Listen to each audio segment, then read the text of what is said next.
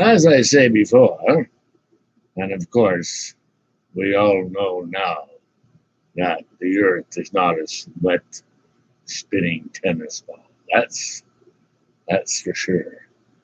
We know this because we've been taught 500 years ago when most people could not read and write that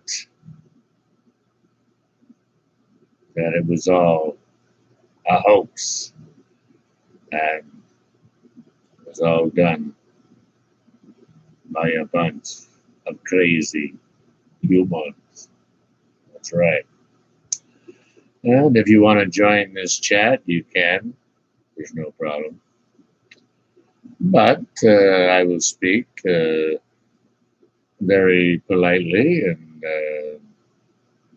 consequently with what we're talking about here. That Ball Earth is funny as hell.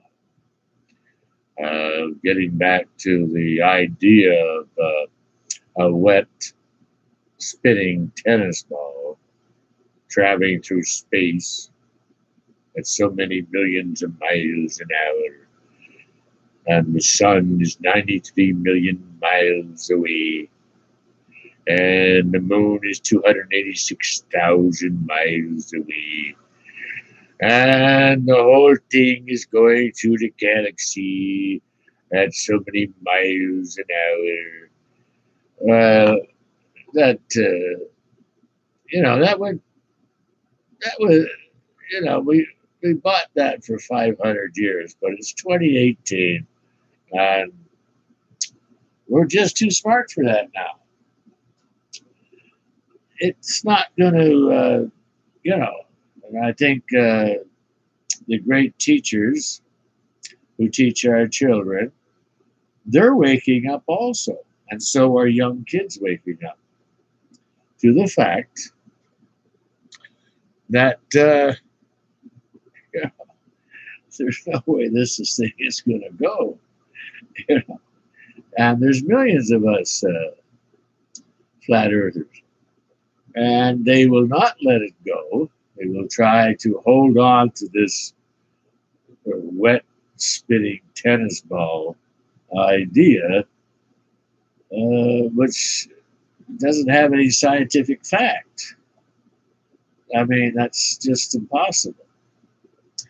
And I'd like to talk tonight, and I hope if you, it's a live chat. If you want to come in, it's open to you. But the main thing is that let's get back to the fact about Antarctica. And now they signed a treaty in 1958, and that treaty, I think you could go to Globebusters, and Globebusters did a great video on it. This globebusters.com, Antarctica, and they've got this treaty in 1958. You should. It's about as fast as you could get a treaty, and that was done in 1958. Now, I was not aware of that in. I became aware of that in 1970. I was born in 1952, but I wasn't aware of it when I was 6 years old. But I became aware of it in 1970, or 68, or 69, or 60, around there. But I didn't know it was that extensive. It is just unbelievable. And the Globebusters did a great vid on it. That is about as fast as you get as a human being living on the flat Earth. That will open your mind big time. That is about as fast and crazy as you could get. Yeah, I'll have a cigarette.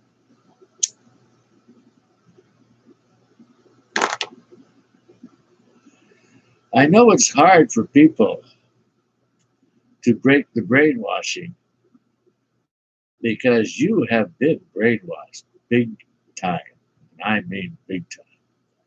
And But it's better learning when you're younger than when you're learning when you're 70 or 80 or 60 or 50 or 40.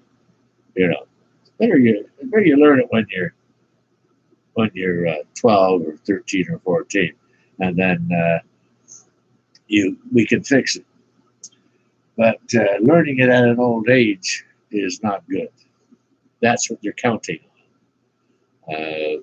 But like I say, uh, I must recommend that Globebusters video documentary. I'd call it a documentary on the Antarctica and why we can't go to. It's pretty wild. It's pretty sick. It is real sick. But I'll have a beer on that.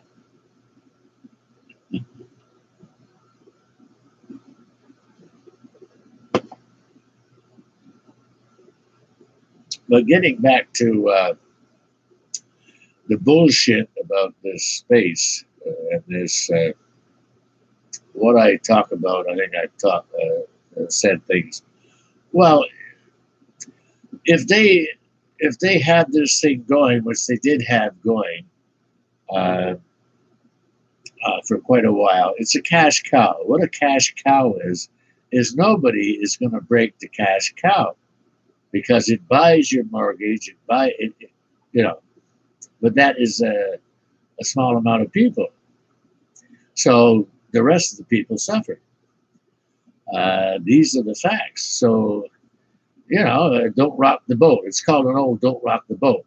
So they tell you about. So they take home $80,000, $100,000 a year. They don't do shit. But they know it's crap. So they live their life out, and they don't give a shit about their fellow human being, although they know it's bullshit.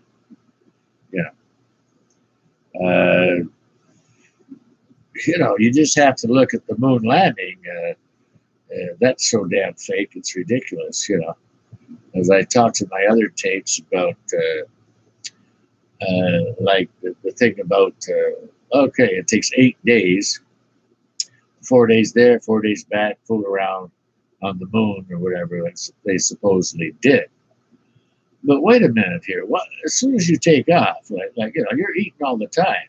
Just relate it to your own body, which is not under stress. You're going to shit once a day. You're going to maybe twice a day if you pig out. You eat a little too much, you're going to have a big shit. Now, in those spacecrafts, I mean, three guys, everybody wanting to take a shit, you're going to have a hell of a problem. They said they recycled the piss. Yeah, well, okay. Yeah, well, that's still a damn problem.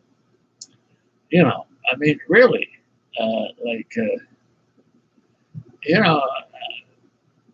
go on NASA and say, can you show me the shit recycler?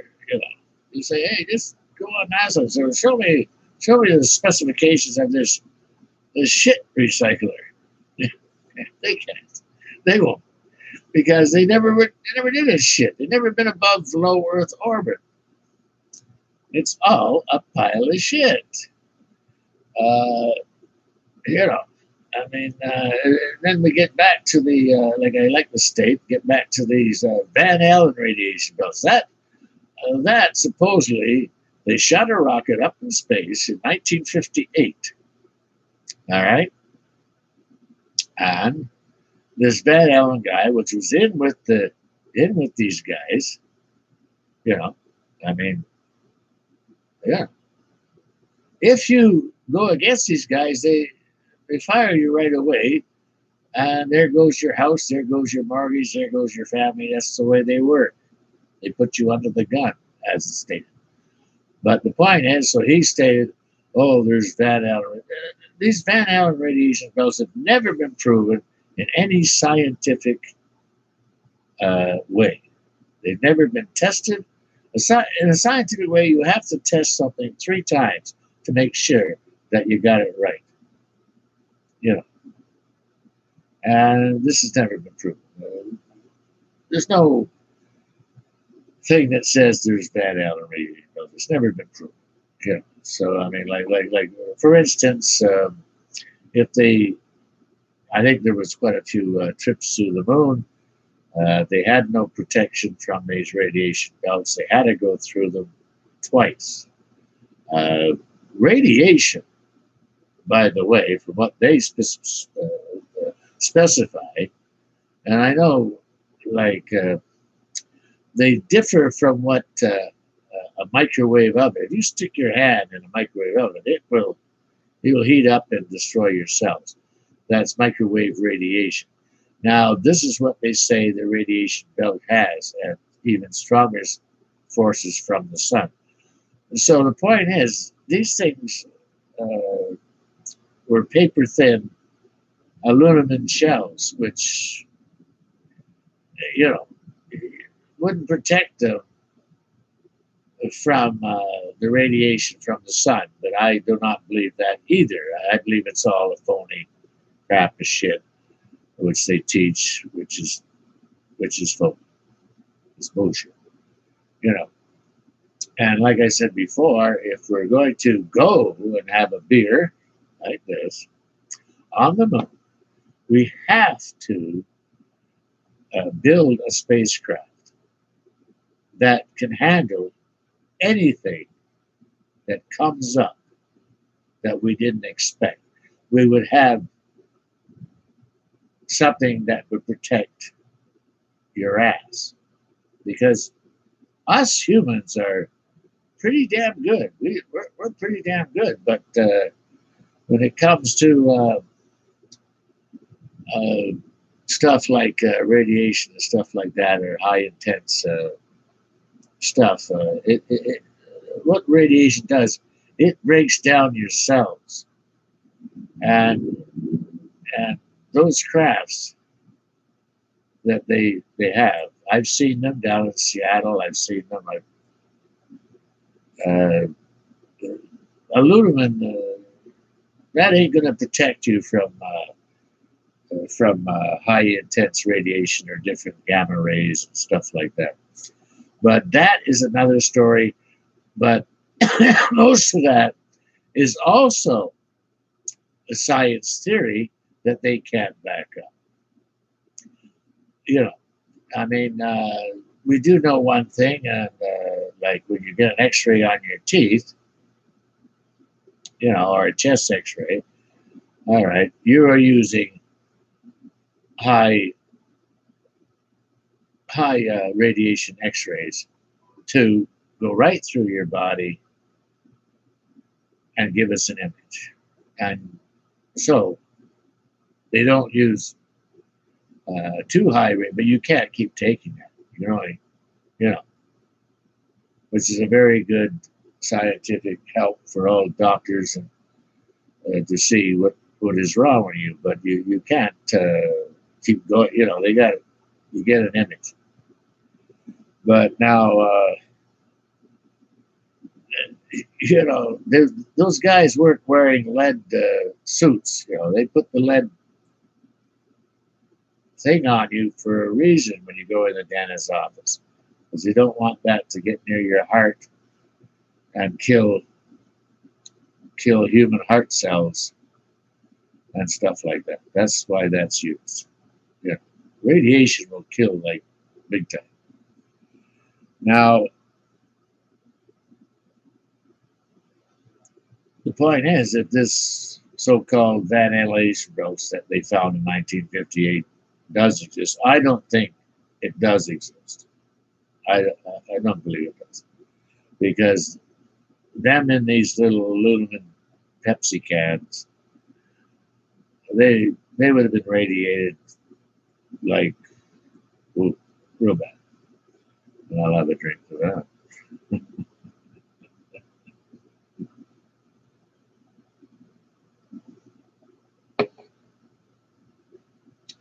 And I'd also like to state, they really didn't have enough fuel or oxygen to complete any of those moon missions. I mean, there's no way, I mean,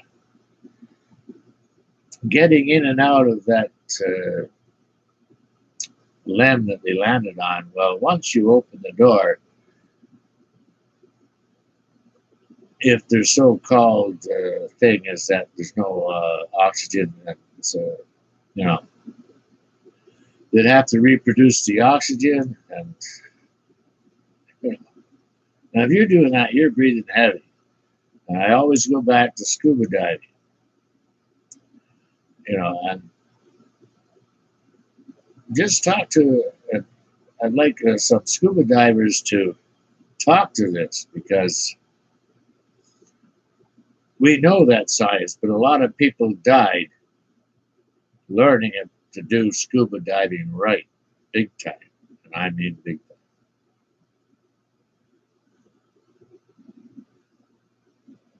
But the main thing is, that's my latest tape, and I hope you're all good, living great on the flat planet Earth. So take care, all, and keep the motorcycles under 100 miles an hour and the cars under 100 miles an hour because when you get them going over that speed, you're moving fast. And the flat Earth is not going away. It'll be here